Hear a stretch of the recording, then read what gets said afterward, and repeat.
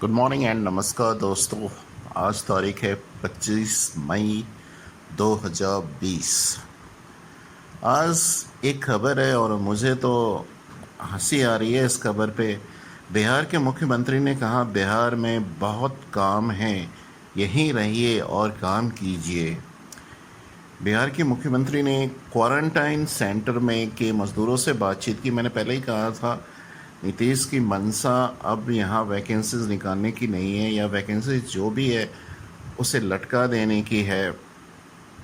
उन्होंने क्वारंटाइन के मज़दूरों से कुछ बातचीत की और मेन मुद्दा अब चला गया है किसी तरह नीतीश को, क्योंकि अब चुनाव नज़दीक है, नीतीश को इन मज़दूरों को खुश रखना है।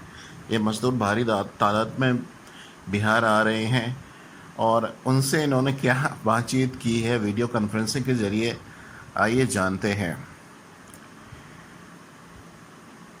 सूबे में कपड़ा, जूता, बैग, फर्नीचर, साइकिल आदि से जुड़े उद्योगों की असीम संभावनाएं हैं, सीएम नीतीश ने कहा। मुख्यमंत्री नीतीश कुमार ने एक अनेवाग स्थित नेक संवाद में वीडियो कॉन्फ्रेंसिंग के माध्यम से आज तीसरे दिन 8 जिलों के 16 क्वारंटाइन केंद्रों पर उपलब्ध कराई जा रही है व्यवस्था का निरीक्षण एवं अवलोकन किया। क्वारंटाइन केंद्रों पे शौचालय, पेयजल, रसोई घर, लोगों के रहने की व्यवस्था एवं केंद्र की साफ सफाई का मुख्यमंत्री ने बारीकी से अवलोकन किया।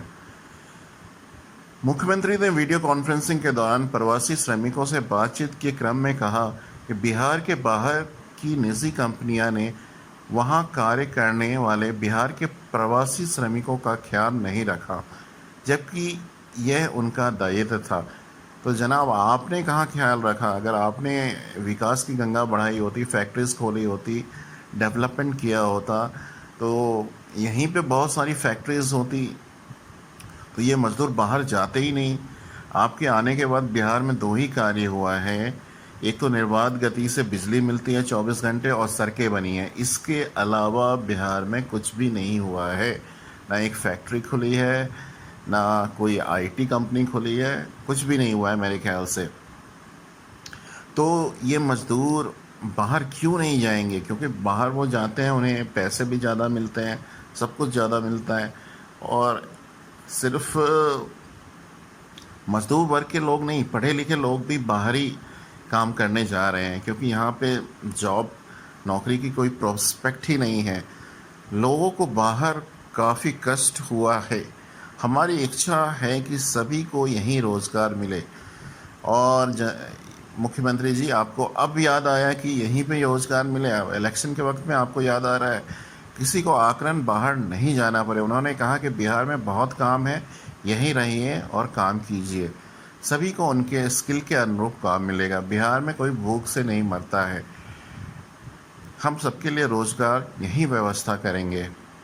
आप रोज़गार की व्यवस्था करें, अच्छी बात है, पर जो भी सरकारी जॉबें निकलती हैं उसे आप कैंसिल क्यों कर रहे हैं? इसका भी तो आपको जवाब देना चाहिए। इससे बिहार का विकास होगा, सभी लोग बिहार के विकास में भागीदार बनेंगे। तो उन्होंने संभावनाएं व्यक्त की कि बिहार में कपड़ा, जूता, बैग, फर्नीचर, साइकिल आदि से जुड़े उद्योगों की असीम संभावनाएं तो हैं, पर कोई भी जो फैक्ट्री का मालिक है वो यहाँ पे इंडस्ट्रीज क्यों नहीं लगाता? ये भी आपको सोचना चाहिए, क्योंकि यहाँ की कानून व्यवस्था और इंफ्रास्ट्रक्चर में इतनी कमी है कि कोई भी कंपनी यहाँ पे आके इन्वेस्ट नहीं करना चाहती है। तो ये तो मुख्यमंत्री जी सोचना होगा, और ये सब बातें आपको चुनाव के वक्त में ही क्यों याद आ रहा है, ये भी सोचनीय बात है। एक और खबर नियोजित शिक्षक से रिलेटेड खबर है। हड़ताल से लौटे हजारों शिक्षक असमंजस में, यानी शिक्षकों ने हड़ताल तो कर लिया, पर उनकी हालत न घर के निकले, न घाट के निकले। तो कहते हैं ना, धोबी का कुत्ता ना घर का ना घाट का।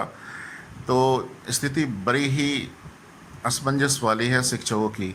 राज्य में अनिश्चितकालीन हड़ताल के दौरान एफआईआर की जद में आए हजारों शिक्षक असमंजस की स्थिति में हैं, इसलिए कि हड़ताल से लौटने के बाद निलंबन।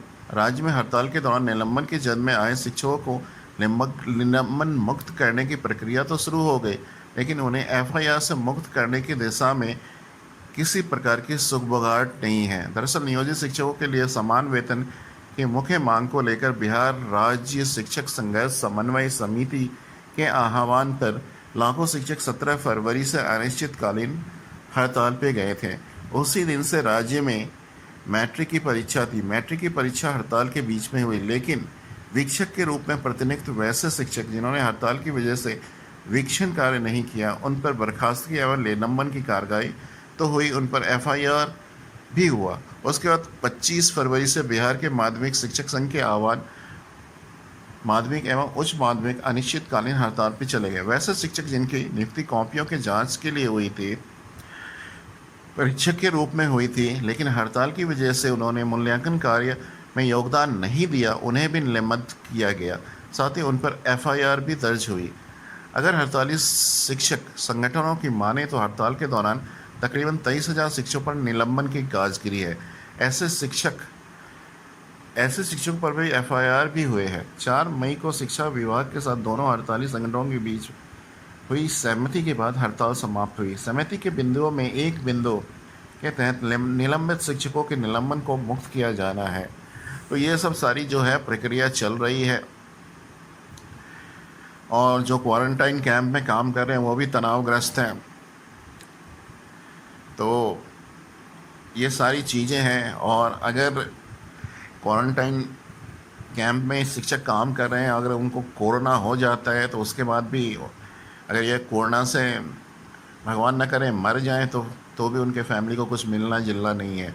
यहाँ टीए तो मिल नहीं रहा है, तो आप कुछ अपेक्षा भी नहीं कर सकते हैं।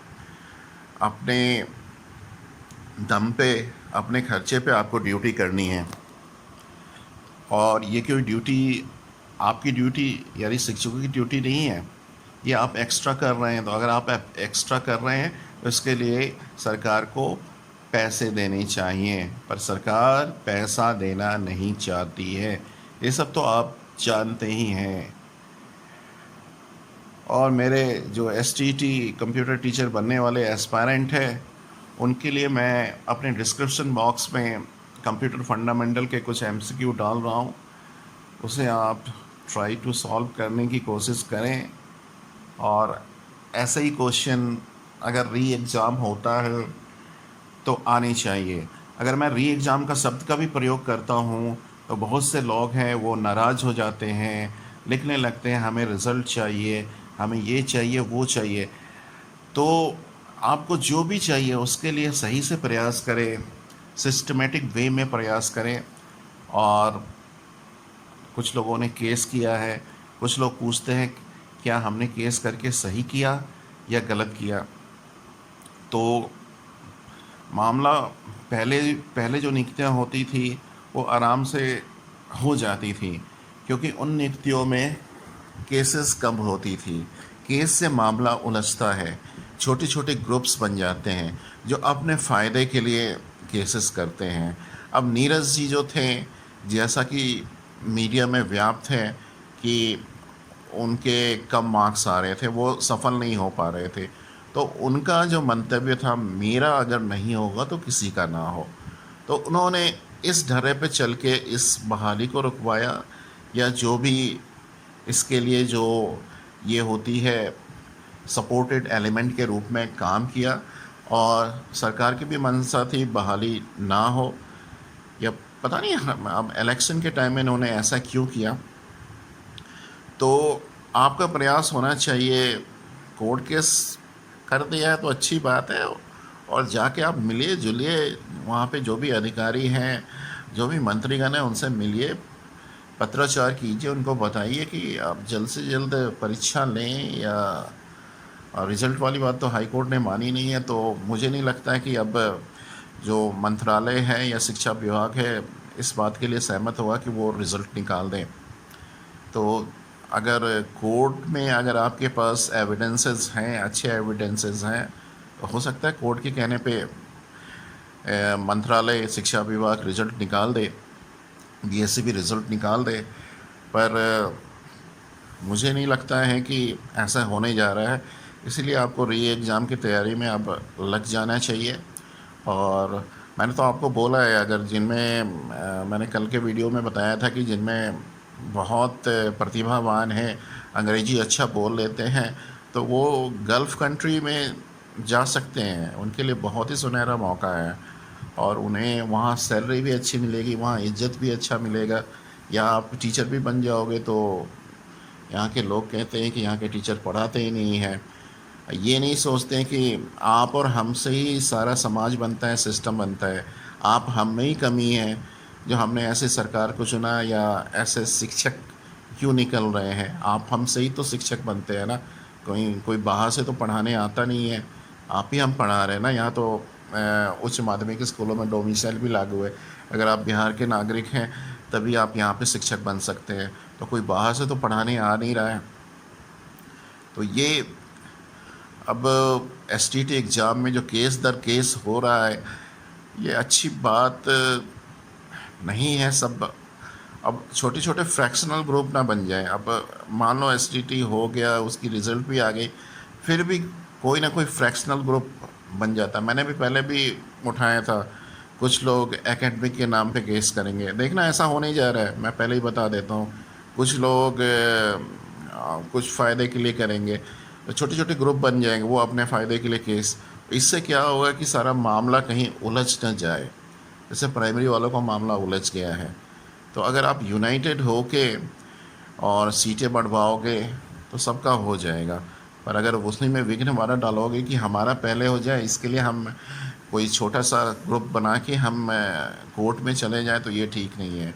अगर आप मेजॉरिटी में हो, अगर आप रिज़ल्ट निकलवाना चाहते हो, आप मेजॉरिटी में हो, सबका यही मत है, तो अच्छी बात है। इसके साथ ही आपको प्रयास भी करना पड़ेगा। पीएससीबी और शिक्षा विभाग के कार्यालय में जाके उनको बताना होगा कि आप जल्दी से री एग्ज़ाम करवाएं, जल्द से जल्द री एग्ज़ाम करवाएं। जब तक आप वहाँ पे जाके उनको बताओगे नहीं, पत्राचार नहीं करोगे, तो वो उनमें प्रेशर नहीं आएगा। प्रेशर नहीं आएगा तो वो सोए रहेंगे, तो आपको उनको प्रेशराइज करना पड़ेगा।